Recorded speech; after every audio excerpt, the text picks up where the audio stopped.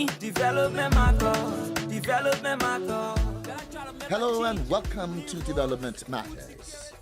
On the program today, So, Uncle, are you working? we look at how many young people in Liberia are working to make a difference in the lives of their fellow Liberians. The school fees will be paid fully from first semester, second semester. Also on the program today, I want to read and write. I want to get a job. I want to send my children to school. we profile a program that reaches out to young people who lack formal education or drop out of school early, providing them basic numeracy, literacy, and livelihood skills. But we begin with our focus on youth. Defined to be between the ages of 15 and 35, youth account for 60% of Liberia's population, and so in many ways, the future of Liberia is literally in their hands. What are they doing? Well, we sought out some young people to find out what they are doing, and we found they're doing some pretty good things. I, as an emerging advocate, there were many issues I identified. They are members of the Educational Empowerment Hub. They call themselves community advocates. They go into communities to identify problems faced by community members. We went at the Blessed Road community in Broadville, Hotel Africa, and we were able to speak with community dwellers. How's the community? How's the environment like? We give God the praise because we have a life here. But the living condition here, we don't have no good drinking water. Going to toilet, we don't have toilet. Latrine, right? Yeah, bathroom, we don't have no latrine, no bathroom. So are the girls in school? As I'm saying, probably this year, maybe I'm trying to find solution to put this little 3 children in school. But this one going to school in the 5th grade. Uncle, are you working? Are you like working right I'm now? doing nothing. I can in there because in the struggle sometimes I can make a lake garden, plant a little few, vegetable. If these children get sick, how can they get well? We have only one doctor here that working somewhere, but sometimes a few days my little daughter was sick, and then take the child and he treat the child, but charge her according to the way he wants. So, Mr. Fowler, if there is one thing you would like for government to do for you right now, in your current condition, what would you like for them to do for you? Important thing presently that I want for government to do, number one will be education for my children. That is number one. After the trip, they make a report to their colleagues and put forward some recommendations as to how to solve the problems the community members identified. From my interaction, I noticed that they are affected by flood, they lack hospital, they lack markets, and the women are not empowered. Emotional at the end because when I talk to a lady too who has 8 children. Do you have children? Oh, then we're yes, your everybody council. What I want to talk about today is parental care because I noticed a lot of children there were naked, they didn't have clothes on. There were somebody who were even eating plastic bear. And then they're barefooted, and I really felt bad about that. After identifying the problems they saw in the community they visited and making recommendations for solving those problems, they must come up with ideas about how to raise funds to implement their recommendations.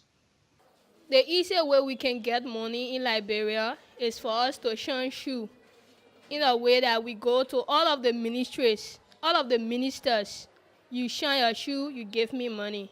We can do a youth empowerment rally by inviting some of the government officials, explaining our story, what we saw on the field, and through that, writing in letters, through that they can help us, and through that we can also help the people at that place. Thank you.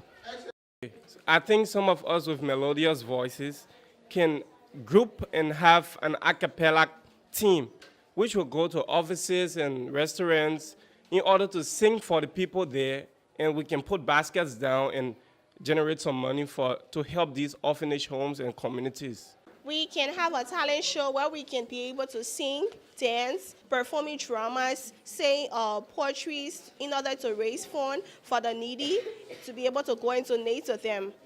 At the end, the group settled on holding a talent show featuring poetry, music, dance, and speeches.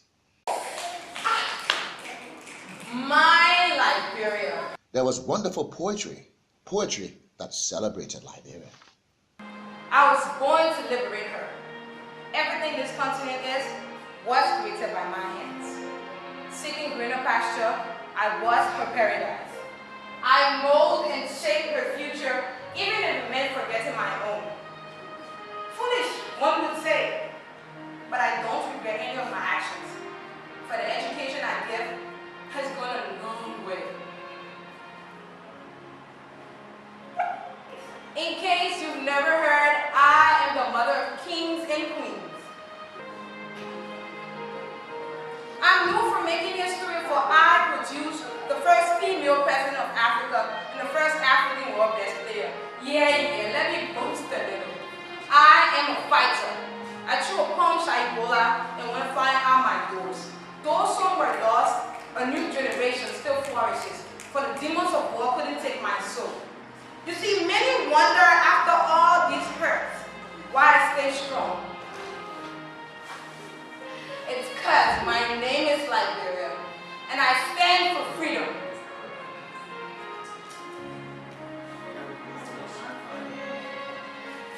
And even the chains forged by the devil himself cannot hold me captive. Nice meeting you all. Thank you. Other poems celebrated what it means to be a Liberian. I call this home.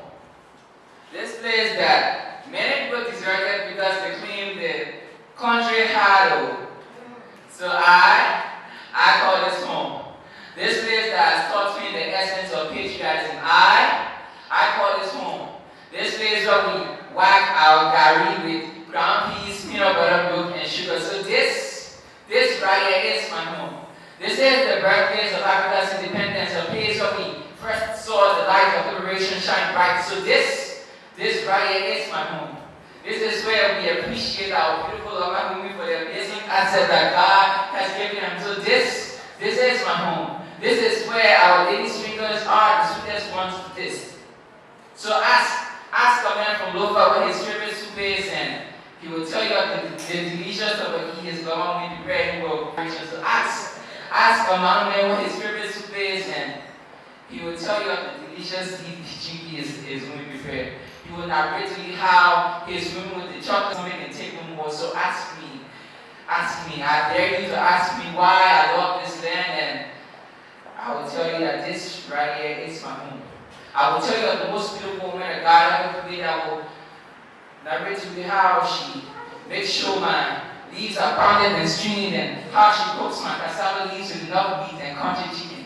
So just ask me. I dare any of you to ask me why I love this land, and I will tell you that this right here is my home. The one place that I am really alive. Thank you. There was great music as well.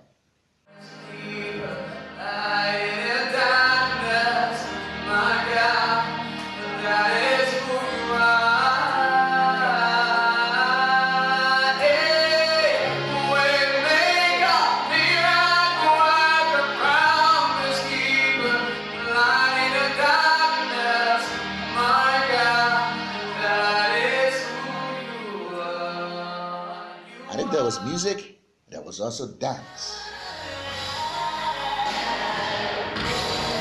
Listen to me. I know you're scared, your heart's bleeding. What are you gonna do now? I think it's time to break free. Hey, keep walking, though it seems so far.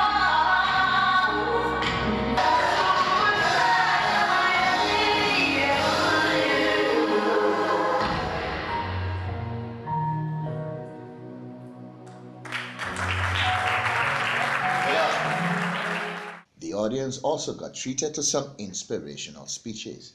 Today night is a night of unity in diversity. A night to recognize some of the hidden things in Liberia, to say For too long, we sit down and say, Liberia history is bad. But tonight we want to turn the picture to something more beautiful. To say to the world that there are talents in the educational system in Liberia. There are prospects in the system, and we need to celebrate the prospects. And the poems, they kept coming. This one was again about Mama Liberia and how she's been let down by the very people who call her Mama. From the Lima Mountains to the Salton Sea, from Staten Creek to the Blue Lake, from the fresh flowing waters of the Pasawees and setting waters all the way to Yusuf. Our mother still breathes.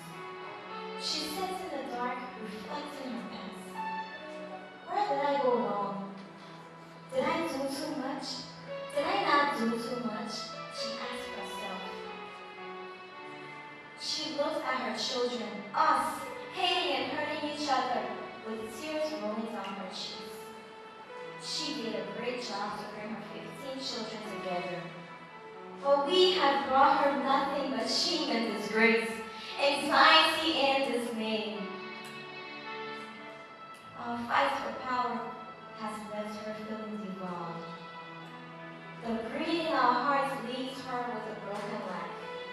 Our mother, Mama Liberia, has suffered to become Africa's light in the dark, loose in tenebris. Do you know this? But like savages and heartless thieves, we have brought her with that light. That light that brought wealth and potential. It made us stand tall amongst others. Is this how we want to repay such a hardworking mother? Are we even deserving of her? Aren't we tired of using her? Well, I am a warrior of peace. I am the change I want to see. I am the Liberia I crave.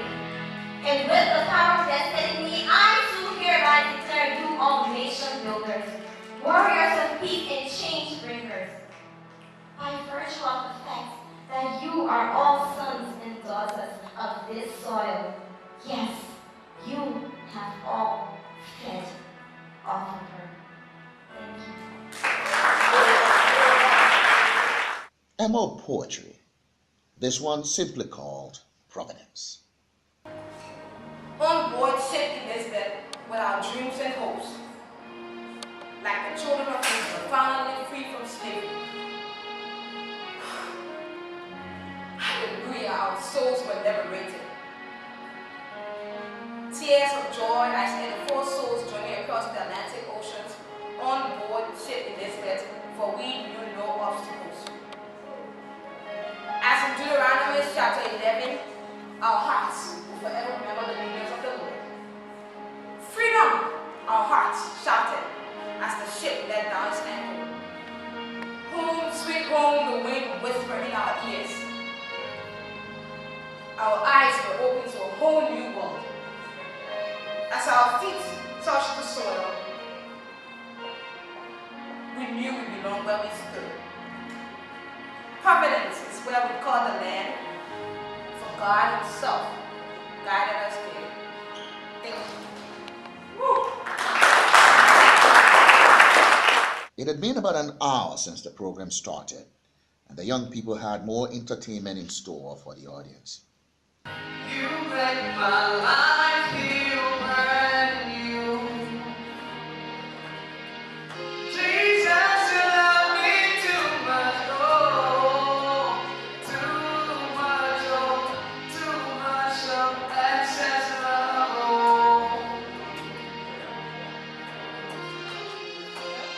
You love me too much, oh, too much of excess love, oh.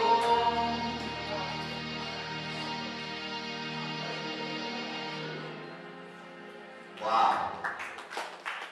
Our star poet had yet another poem, this one about the blind quest for power at any price and what it has cost Liberia.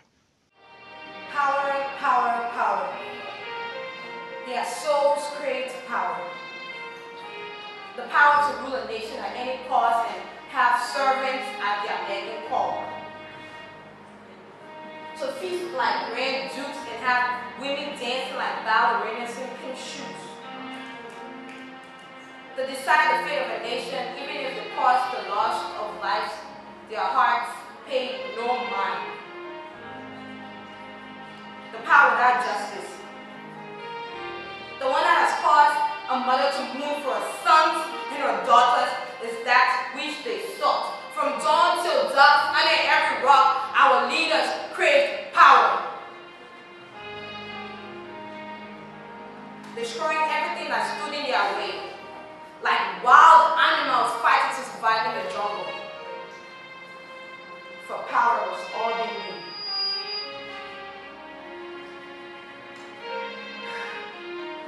If anyone asks you why we lie here in ruins, whisper in their ears, the thirst for power burns here. Thank you.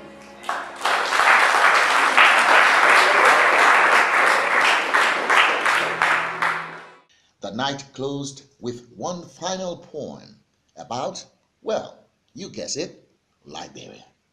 My Liberia, you need to taste the tobogi and palm butter served with billabong and enough pepper. My Liberia, dressed in her beautiful attire with her country plait. My Liberia, though falling, she will definitely rise again. I am proud to be called her own. And you see, I love her regardless of her flaws. Thank you.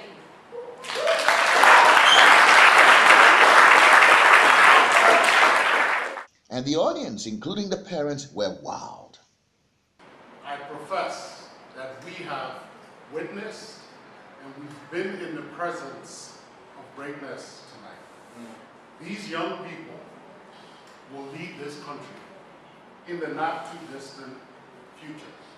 With the program over and money raised from their efforts, there was one final thing to do to complete their mission. Use the money they raised to provide scholarships for needy children. I believe for one that if we want to build Liberia and move Liberia from where we are to where we should be, we should invest in education. Not ask government or foreign aid or whatsoever. We should invest in education ourselves as parents. We should send our children to school so that they can be better future leaders. And they literally put their money where their mouths are. So their school fees will be paid fully from first semester to second semester, and stationaries will be given to them. Book bags, pens, pencils, and copybooks, and just basically almost everything.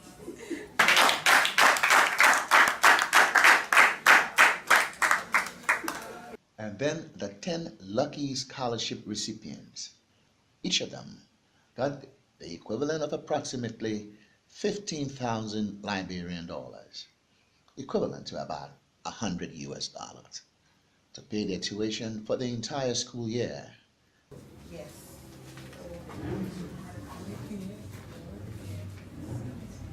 Space Foundation, right? Yeah.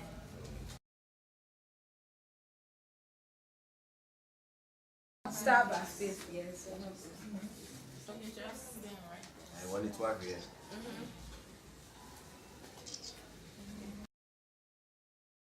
The parents and scholarship recipients were very thankful.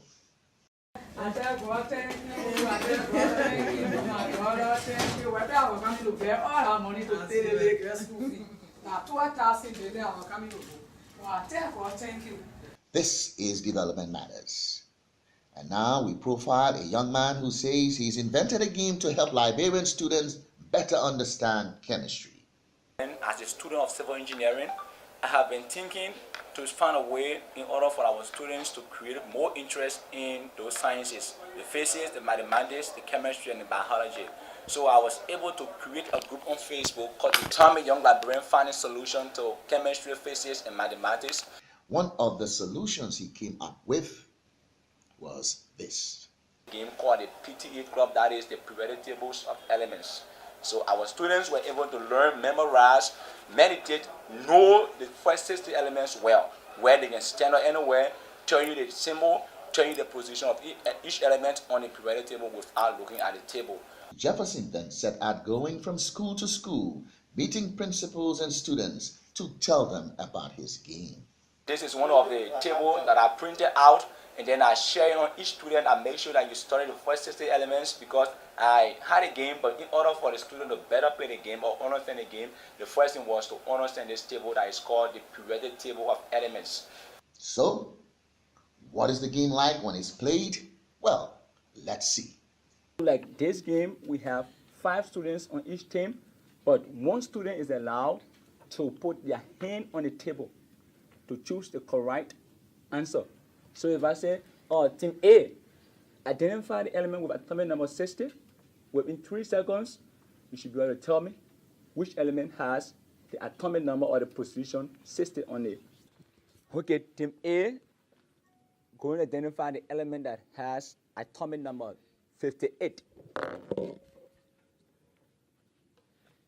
He said the symbol for this element, CE, Serenium. Correct. Correct. Team A is awarded 5 points. Quickly, Team B, going to identify the element with atomic number 2 on the periodic table. She said HE, that is helium. The symbol is HE. Is she correct? Correct. This question goes to Team A. Which element on the periodic table has atomic number 29? Team A. Done. He said Cu, that is copper. Is he correct? Correct. Okay. Team A is awarded 5 points. Team B, which element on the periodic table has atomic number 9? Done. Yeah. Time. This question goes to Team A. Which element on the periodic table has atomic number 9? He said F. The symbol and the name is fluorine. Is he correct? Yes, correct. Give him 5 points. Team A. Which element on the periodic table has atomic number 11? Team A, -5. This is the last question for this match to come to an end. Which element on the periodic table has atomic number 28? Team A. 26. 26. 3 seconds. He said Fe. Is he correct? Correct. And the name is iron. 5 points. So according to our scorekeeper, Team A has 80 points and Team B has 75 points. The margin is 5 points. So Team A is our winner for this match. This is Development Matters. We'll be back in just a moment. I talking about my unborn future. No matter what you ask, let my message will reach you. Corruption killing all, we not satisfied. Welcome back to Development Matters. And now we look at the program called the Advancing Youth Project, an innovative program that shows us how to reach out to young people who drop out of school early or lack any schooling at all, and provide them basic literacy, numeracy, and livelihood skills to make them productive members of society. I want to read and write. I want to get a job. I want to send my children to school. I want to have a business. Deserted by a husband and saddled with 4 children, Quita heard about the Advancing Youth Project and its accelerated basic education curriculum, tailored exactly for someone like her who had no more than a first-grade education. I heard about EHUB. I went to school, I got in level 1. I graduated from level 1, I went level 2. Oh, I went level 2 now, I started writing. I started writing my name. Last year I graduated from level 3. In 7th grade now. Last week, they promoted me to 8th grade. So now, in 8th grade now, you must know what EHUB is doing for me. In the class in 7th grade, I did do for them. In 8th grade, I went there, I did do for them again. With her newly acquired writing and reading skills, hydroelectrical power plants have been constructed on several rivers, including St. Paul. Quita set out to obtain her other goal, finding a job. They started looking for security. So I told the people, I said, oh, I want to be security. We went in the office for interview. They went to ask me all the questions they asked. Then the security commander brought some kind of paper. He brought a copy, he said, can I read anything on that paper? I said, yes, I can read. I want to copy everything on that paper. He said, okay. He took me to be security. Chief commander, I do chief commander, I read my own report. With a job, Quita could now achieve her other goal of sending her children to school. Yeah, they're going to school. Oh, they're going to school. In the morning when they go, when they want to eat, 2nd grade when she bring her copy book, I do an assignment. Quita has also attained her 4th goal, starting a business. You go to the yellow umbrella, big umbrella on the street across the road at my market there. I sell chicken, I sell fish, I sell sausage. All the small food is still on the road and I'm a market right there. Like saying EHUB, they all that thing because I'm not EHUB people, I don't know what I sell my children. The man that left me now, I don't know his whereabouts. He know my whereabouts, but I know he can hear my name say, Peter going to school. Family. My family is big. My family is big. In addition to providing its learners with basic numeracy and literacy skills, the EHUB curriculum also stresses giving them livelihood skills, from soup making to tailoring, welding, carpentry, and baking. I learned to bake from EHUB training. The bread I learned to bake is coffee bread, coconut rolls. Lopu War and her husband were struggling raising 6 kids when tragedy struck, leaving Lopu as the family's sole breadwinner. You know, my husband was sick for very 4 years. Good 4 years. I can't find nothing to do to sustain me and my children. I want to join the EHUB. And people started teaching all how to sell, how to make business. I joined inside. From the box, you put it on the table, you clean it. Like Lopu, the baker, Etta Briggs had no schooling before enrolling in the EHUB. When I heard about EHUB, say, oh, we came to look for people that went halfway in school and some people that never go to school before. So I said, but then I already remember EHUB. I put my name now. Today, thanks to training from EHUB, Etta is a master soup maker who runs what amounts to a little soup making factory and recently got a decent-sized contract to make soup for a church. After EHUB, I passed the knowledge over to me, people looking for me every day. So they were looking for people to face soup for them. Then somebody recommended me to the church and they sent for me. I here for 3 weeks, they feed me, they found sleeping place for me, they do everything. I'm more like a Briggs wasn't married. However, since completing her training program and launching her soup making business, she says she's been attracting the attention of many men and is now married. No, but the time I want to do anything, I know I have me. EHUB are my husband. The Advancing Youth Project, EHUB, truly making a difference. Well, that's our program for today. Thanks for tuning in. We'll see you next time on another edition of the program. So long, everybody. Development matters. Development matters. And for you and for me, development matters.